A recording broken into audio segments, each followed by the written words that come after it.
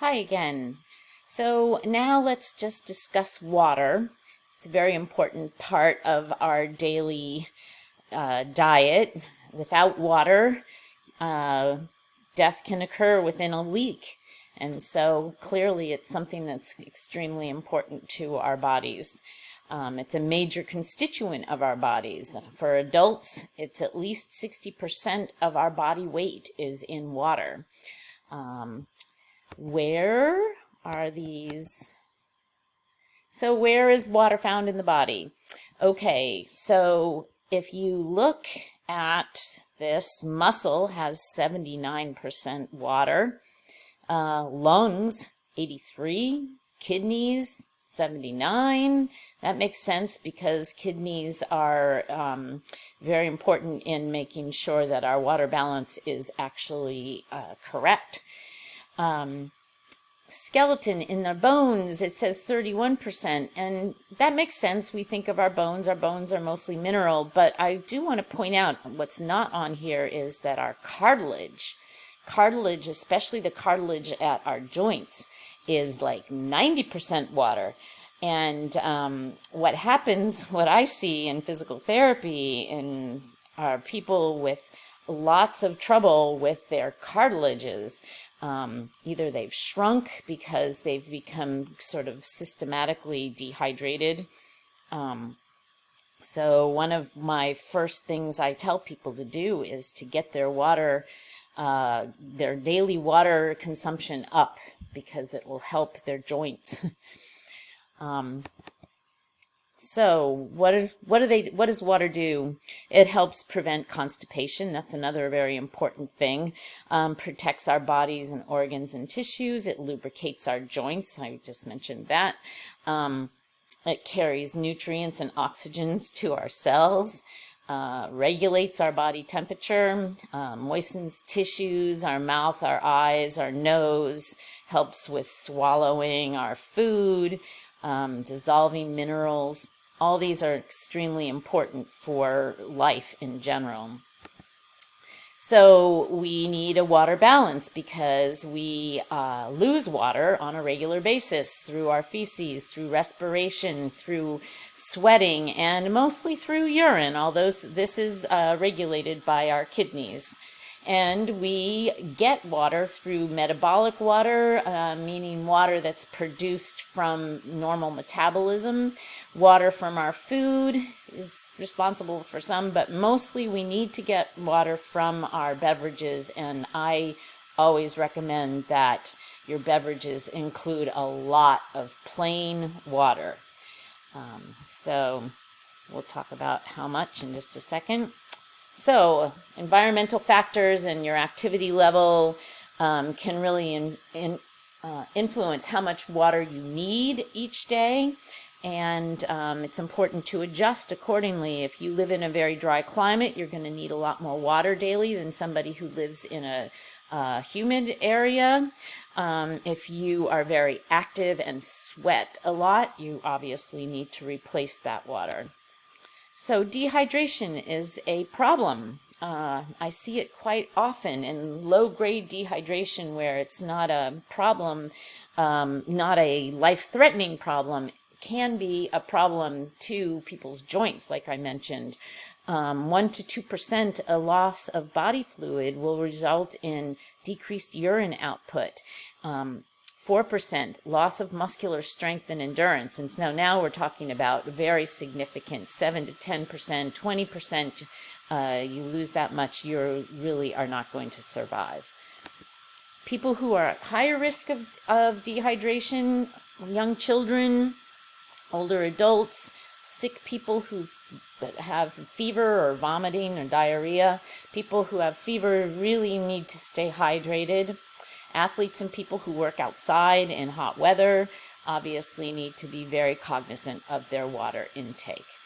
And one of the biggest ways you can tell whether you're getting enough water daily is that the color, you can look at the color of your urine.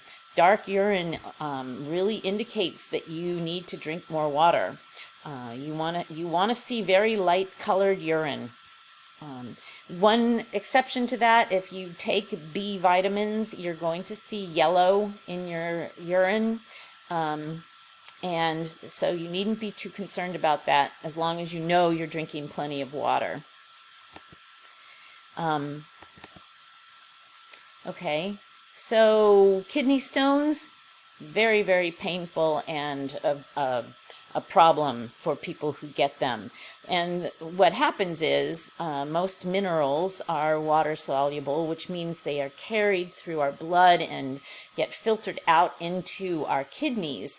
If you don't have enough water to regularly flush that out, they can build up and form crystals, and it's the crystals that get enlarged and they get broken off, and they come down here. There's plenty of room for them here, but they get stuck in the ureter here.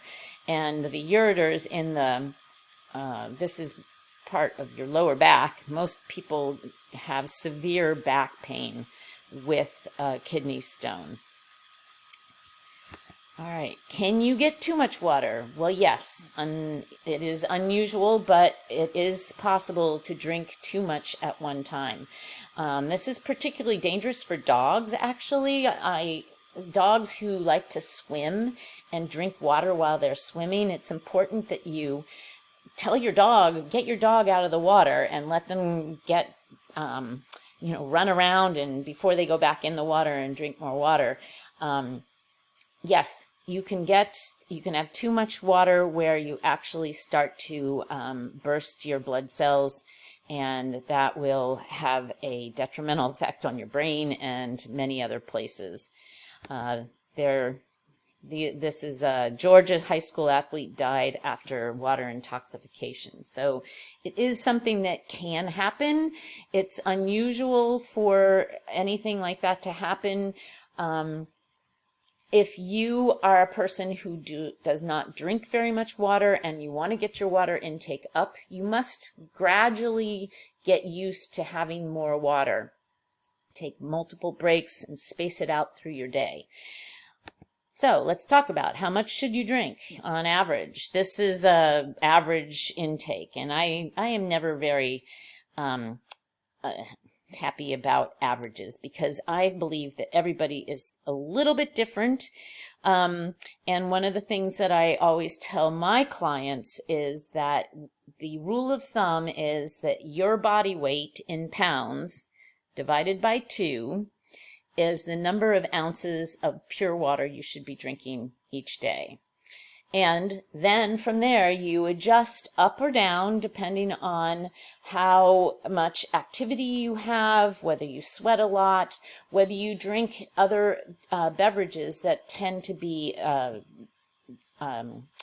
Diuretics are substances that cause you to lose water. An example is anything with caffeine in it. Coffee, tea, sodas include caffeine. Caffeine is a form of a diuretic. Alcohol is another one. So if you drink coffee in the morning and an alcoholic drink at night, you need to add more water to your daily routine. And so let's just do the math. If I am a person that weighs 150 pounds and I divide that by 2, that's 75 ounces of water per day. That means that's 3 of your 24-ounce bottles each day as a baseline. So here we have higher numbers. They also talk about men and women having differences, and yes, that might be true. However, I like to think more in terms of body weight and activity for how much you should drink. Okay, and here's just where you're going to find some water in food. Obviously, things like watermelon are very high in water. Lettuce is high in water. Things that are quite dense, such as bread, are going to have less. Vegetable oil has none. So, okay, well, thank you for listening, and I will see you in the next video.